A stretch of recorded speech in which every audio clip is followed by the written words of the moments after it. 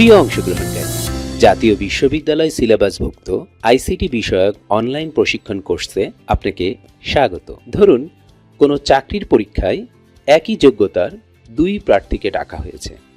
দুজনেরই academic result ভালো। প্রথম প্রার্থী পাওয়ার পয়েন্ট প্রেজেন্টেশনের মাধ্যমে তার বক্তব্য তুলে ধরেছেন, আর দ্বিতীয় প্রার্থী শুধু কথার মাধ্যমে তার বক্তব্য উপস্থাপন করেছেন। চাকরিটা পাওয়ার সম্ভাবনা কার বেশি? অবশ্যই প্রথম প্রার্থী, যিনি পাওয়ার পয়েন্ট প্রেজেন্টেশনের মাধ্যমে দক্ষতার সাথে উপস্থাপনা করেছে। আমরা প্রতিদিন আমাদের ভাবনাগুলো আকর্ষণীয়ভাবে তুলে ধরতে চাই। সেটা হতে পারে ক্লাসে অথবা অফিসে বা কোনো মিটিংয়ে। শুধু কথা বলে সকলের মনোযোগ ধরে রাখা যায় না। ঠিক এখানেই আসে প্রেজেন্টেশনের ব্যবহার। এই ভিডিওতে আমরা জানব প্রেজেন্টেশন সফটওয়্যার ও সংশ্লিষ্ট ডিভাইস সম্পর্কে, প্রেজেন্টেশন স্কিলের গুরুত্ব, প্রেজেন্টেশন ডিজাইনে অনুসরণীয় নীতিমালা এবং প্রয়োজনীয় টার্মিনোলজি সম্পর্কে।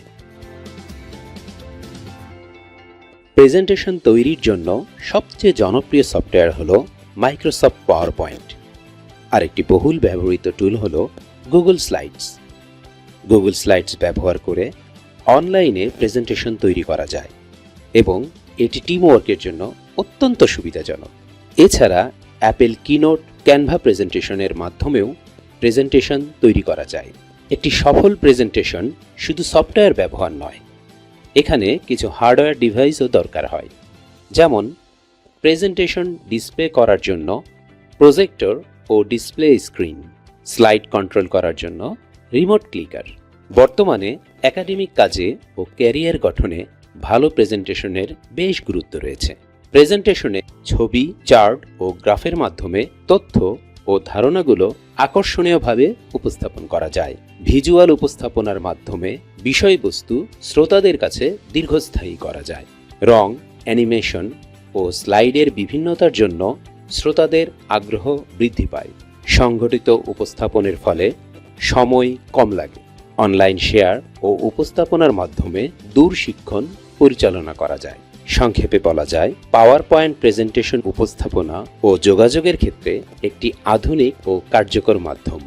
এতক্ষণ আমরা প্রেজেন্টেশনের কিছু গুরুত্বপূর্ণ দিকগুলো সম্পর্কে জানলাম। এবার জেনে নেই ভালো প্রেজেন্টেশন ডিজাইনের কিছু গাইডলাইন। যেমন পাওয়ার পয়েন্ট লেআউট। একটি প্রেজেন্টেশনে স্লাইড লেআউটের ধারাবাহিকতা রাখতে হবে। টাইটেল, সাবটাইটেল এবং লোগো একই স্থানে দেখাতে হবে। একই ব্যাকগ্রাউন্ড ব্যবহার করতে হবে। ফন্ট স্টাইল অবশ্যই পাঠযোগ্য এবং স্লাইডের সাথে মানানসই হতে হবে। Colour combination. একটি প্রেজেন্টেশনে কালার কম্বিনেশন খুবই গুরুত্বপূর্ণ। এমন কোনো কালার স্লাইডে ব্যবহার করা উচিত নয় যা পড়তে অসুবিধা হয়, যেমন সবুজ নীল বা সবুজ কমলার কম্বিনেশন। গ্রাফিক্স ও ইমেজ। গ্রাফিক্স ভিজুয়াল আবেদন বাড়ায়, তাই স্লাইডে উদ্দেশ্যের সাথে সঙ্গতিপূর্ণ ভালো মানের ছবি, ক্যাপশন সহ ব্যবহার করতে হবে। তবে বেশি ছবি ব্যবহার না করাই ভালো। সময়। নির্দিষ্ট সময়ের মধ্যে উপস্থাপনা শেষ করতে হবে। অ্যানিমেশন।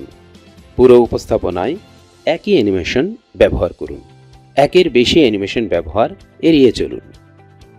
এবার আমরা জেনে নেই প্রেজেন্টেশন তৈরির কিছু প্রয়োজনীয় টার্মিনোলজি বা শব্দাবলী সম্পর্কে। যেমন স্লাইড লেআউট। এখানে স্লাইডে টেক্সট ও ছবি ব্যবহারের বিভিন্ন ধরন দেখা যায়। ট্রানজিশন। একটি স্লাইড থেকে আরেকটি স্লাইডে যাওয়ার ইফেক্ট হলো ট্রানজিশন। অ্যানিমেশন। টেক্সট বা ছবিতে গুরুত্ব দিতে অ্যানিমেশন প্রয়োগ করা হয়। Slide show. সম্পূর্ণ প্রেজেন্টেশনটি ফুল স্ক্রিনে প্রদর্শন বা দেখার উপায় হলো স্লাইড শো। View moods. সম্পূর্ণ প্রেজেন্টেশনটি প্রস্তুতকারী ভিউ মুডস ব্যবহার করে দেখে নিতে পারেন, যেমন normal view, slide sorter view ইত্যাদি। তাহলে আজ আমরা জানলাম আমাদের দৈনন্দিন জীবনে প্রেজেন্টেশন সফটওয়্যারের গুরুত্ব, প্রেজেন্টেশন ডিজাইনে কিছু নীতিমালা ও প্রয়োজনীয় টার্মিনোলজি সম্পর্কে। এই বিষয়ে বিস্তারিত জানতে পাঠ সহায়িকার সহায়তা নেওয়া যেতে পারে। পরবর্তী ভিডিওতে পাওয়ার পয়েন্ট প্রেজেন্টেশন তৈরি ও এডিটিং এবং স্লাইড শো সম্পর্কে জানতে পারবেন। পরবর্তী পাঠ দেখার আমন্ত্রণ জানিয়ে এখানেই শেষ করছি। ধন্যবাদ।